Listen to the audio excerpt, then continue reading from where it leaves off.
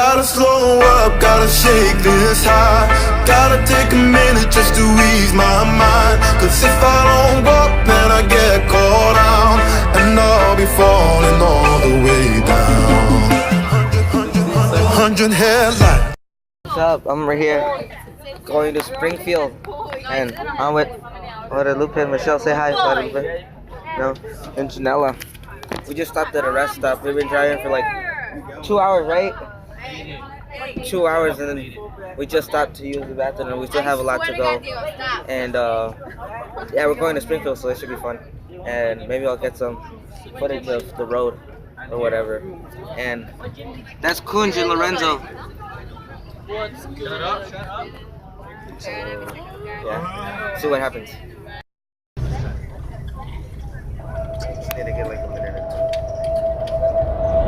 two. We wake up by the sunrise, and you're staring back at me. I hold on to the moment as we cast it out to sea. Our country boy, and the lights come on, the lights come on, reflecting off your skin. So burning stars are all we are, ignited from within. It's your heart and soul, it's your flesh and bones. Don't you let it go.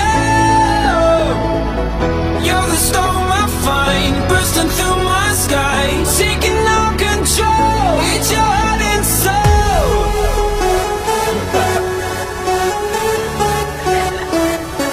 It's your heart and soul.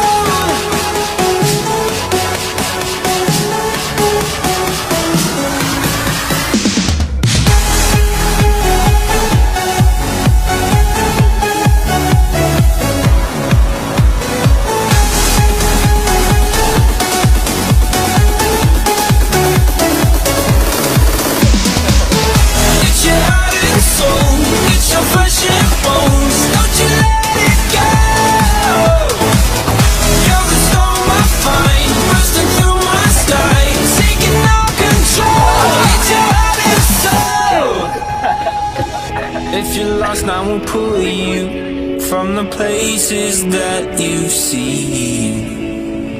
Fly away from the darkness to a paradise sweet dream. And the lights still shine, the lights still shine, reflecting off.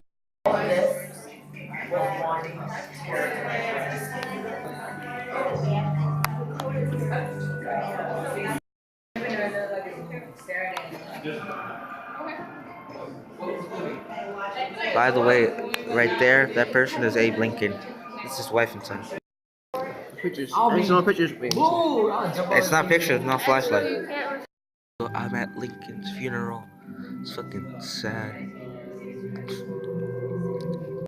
Springfield waited for like an hour, and Jasmine's telling me to shut up. Fuck up, Julio. Say hi. Yeah, when I get big, you can thank me for doing it. With Julio, the fuckboy, and Diego. Say hi. Ken. Cause I have the brightness low. Or whatever. Boy, you ugly. Got them 2 pimples. Look at like connect the dots. Bodies were brought on a train from Washington, D.C. to Springfield. There's a temporary holding room at the bottom of the hill back here, where they were placed on May 5th, 1861.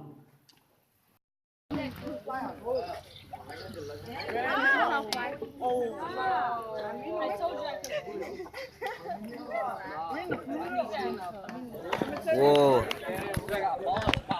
We're at Lincoln's tomb in their Smith. We were just in there. We saw Lincoln's grave. It was pretty cool. Yeah.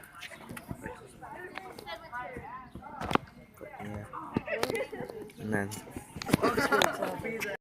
rooms and a little sleeping loft upstairs. So it looked very similar to a little comic in the corner, actually. Over the next 17 years that he lives here, his family grows. He adds on to the house several times. The entire second floor was added by the Lincolns about 12 years after they moved in.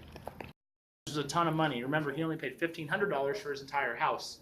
So this would be like going to Best Buy today and buying the biggest TV in the entire store. It's like $2,000 today. So he was very proud he could buy his kids something like that because he could have never dreamed of those things when he was growing up. Up here to the front of the room, we have one of the best pieces in the house, that mirror. That's the original mirror from the home. It's never been redone or anything, never been refinished, so we can kind of look into that original mirror, try to picture the reflection of Lincoln and his family just like it would have been 160 years ago.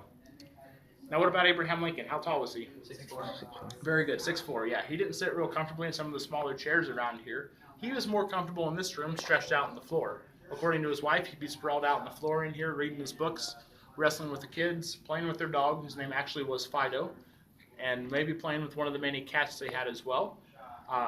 Mary said Lincoln's hobby was collecting cats. He was always showing up at the house with another cat he had found on the way home. So probably his favorite room in the house is right here. He got to be a husband and a father here instead of a lawyer and a politician.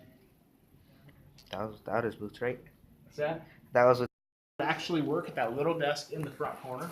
That is Lincoln's original writing desk from his bedroom, where some of his most important work was done before he ever became president. We've also got his original dresser to the left of that, and his wardrobe in the corner where he has suits and things. So we do thankfully have a lot of his original bedroom furniture left. The one big exception though is the bed. Now this is a very old bed, similar to his, but it's not his bed.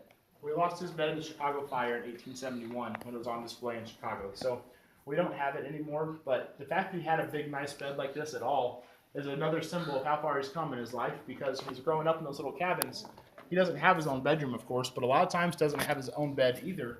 He spends most nights growing up sleeping on a straw mat that's rolled out on the floor. So it's come a long way to have this huge home, his own bedroom, and Lincoln's friends and neighbors have said very clearly that it appeared that Willie and Tad had basically no rules in their lives. And they were kind of left to do whatever they liked around here without ever getting in trouble. So they had a pretty awesome life here in the home. One of the coolest things they did in the house was in 1860 when their dad's running for president. Willie and Tad would open their bedroom window, climb out through the window onto the porch roof. They'd shout at neighbors and anybody walking by to vote for Abraham Lincoln and vote for their dad. So they campaigned for their dad for president from their bedroom almost every night in the summer of 1860 when he was running for president. So it's kind of a neat picture of Willie and Tad doing their part to chip in.